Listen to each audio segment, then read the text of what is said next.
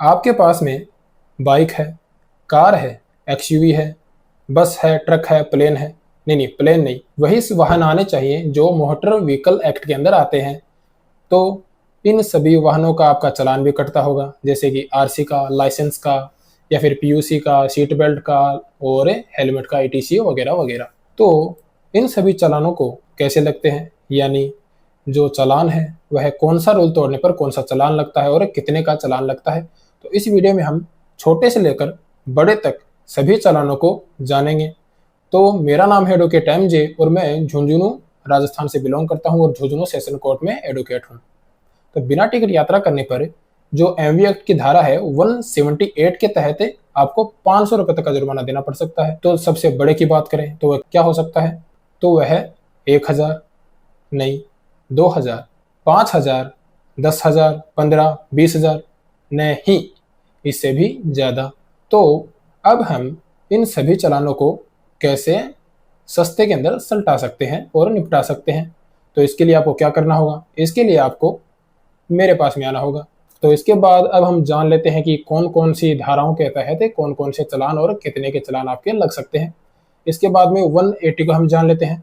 180 के अंदर अगर आपके पास में कोई वाहन है और आपने किसी ऐसे को चलाने के लिए दिया है जिसके पास में लाइसेंस नहीं है, तो ऐसे में वह पकड़ा जाता है तो आपके ऊपर 5,000 रुपये का जुर्माना लगेगा और यह 180 के तहत लगेगा। इसके बाद में 181, अगर आप ही चला रहे हैं और आपके पास में लाइसेंस नहीं है तो आपके ऊपर 5,000 रुपये का जुर्माना लगेगा। इसके बाद में 183, ओवर स्पीडिंग, यानी आप लिमिट से ऊपर स्पीड कर रहे हैं, स्पीड में जा रहे हैं, तो आपके ऊपर, अगर आप दो पहिए यानी जो छोटे वाहन है और जो दो पहिए यानी कार, दो पहिए, बाइक वगैरह से जा रहे हैं, तो आपको 1,000 रुपये का चालान करेगा। और अगर आप जो बड़े हैं, जो बस है, ट्रक है, इनके थ्रू आप ओवर स्पीडिंग कर रहे हैं तो आपको 2,000 रुपये का चालान लगेगा। इसके बाद में आता है 184। 184 के अंदर अगर आप खतरनाक तरीके से ड्राइविंग कर रहे हैं, रश ड्राइविंग कर रहे हैं और आप वाहन को चलाते वक्त फ़ोन पे बात कर रहे हैं, तो आपके ऊपर कितने का चालान लगेगा, तो ऐसी स्थिति में आपके ऊपर 5,000 रुपये का जुर्माना लगेगा। इसके बाद में आता है 185। 185 में आता है कि जो है ड्रिंक एंड ड्राइव, यानी आप शराब पीकर गाड़ी चला रहे हैं या फिर कोई भी साधन है जो आप चला रहे हैं, तो इस स्थिति में आपके ऊपर 10,000 रुपये का जुर्माना लग सकता है। और इसके बाद में आता है 186। 186 के अंदर आता है कि आप शराब के अलावा अन्य कोई मादक पदार्थ पीकर ड्राइविंग कर रहे हैं, तो इस स्थिति में आपके ऊपर 10,000 रुपये का जुर्माना लग सकता है। तो फिर इसके बाद में आता है 187।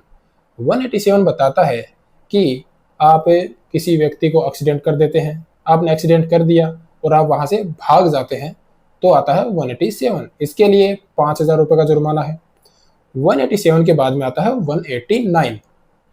189 के अंदर है कि अगर आप रेसिंग करते हैं, यानी आप ट्रैक पर ना होकर ऐसे रोडों के ऊपर रेसिंग करते हैं, बहुत ही ज़्यादा तेज गति में बाइक या फिर कोई अन्य साधन चलाते हैं, तो आपके ऊपर 5,000 रुपये का जुर्माना लगेगा।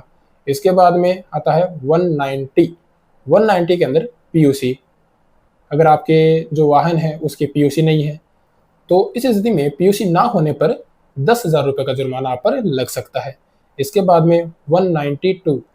192 क्या कहता है, 192 एमवी एक्ट में बताया गया है कि अगर आपके पास में आरसी नहीं है, आपका जो वाहन है वह रजिस्ट्रीकृत नहीं है, उसके आपके पास में आरसी नहीं है, तो आपके ऊपर 5,000 रुपये का जुर्माना लगेगा। 192 के बाद में आता है 194, यानी 194 में आता है ओवरलोडिंग। अगर आप ओवरलोडिंग के तहत आप जो आपका जो वाहन है वह चला रहे हैं, तो आपके ऊपर लगता है 20,000 रुपये का जुर्माना। और प्रति टन, यानी प्रति 1 टन के ऊपर 1,000 और, यानी 20,000 अलग से और प्रति टन के ऊपर 1,000 अलग से।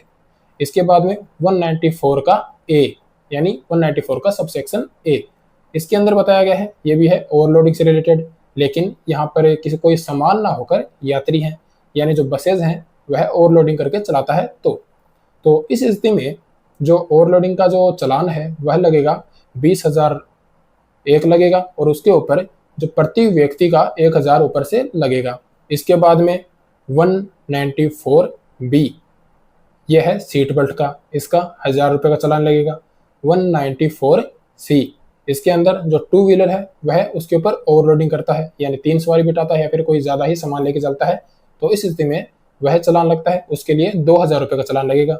इसके बाद में आता है 194D, ये है हेलमेट से संबंधित। अगर आपके पास में हेलमेट नहीं है तो आपका 1000 रुपये का चालान कटेगा। और उसके बाद में 194 का E, इसके अंदर अगर आपने किसी ऐसे वाहन को रास्ता नहीं दिया है जो इमरजेंसी में है, यानी एम्बुलेंस हो गया, अग्नि बुझाने वाले फायर ब्रिगेड है, उसको आपने रास्ता नहीं दिया तो आपके ऊपर 10,000 रुपये का जुर्माना लग सकता है। इसके बाद में 194 कंप्लीट हो चुका है, फिर आता है 196, आपके पास में इंश्योरेंस नहीं है।